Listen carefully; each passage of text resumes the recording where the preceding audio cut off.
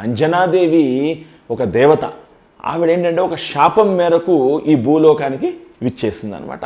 అంజనాదేవి రాగానే ఆవిడ కేసరి అనేటువంటి ఆయన్ని వివాహం చేసుకుంది. ఈ దంపతులకు సంతానం కలగక అంజనాదేవి ఒక కొండ కింద కూర్చొని తపస్సు చేసుకుంటూ ఉంటుందన్నమాట. అదే సమయంలో దశరథ మహారాజు పుత్రకామేష్టి యాగం చేస్తున్నారనమాట. అప్పుడు ఎప్పుడైతే చేస్తున్నారో అప్పుడు ఆ పర్వన్నం ఎప్పుడైతే వస్తుందో ఆ పర్వన్నం వాళ్ళతో పాటు ఆ వాయుదేవుడు ఆ పర్వన్నం అంజనాదేవికి కూడా అందేటట్టు చేశారు. ఆ పర్వన్నం తిని ఆవిడ ప్రశ్నించింది. కాబట్టి రామదూత అతులిత బలధామ అంజని పుత్ర, అంజనాదేవి పుత్రుడు అంజని పుత్ర పవనసుతు నామ.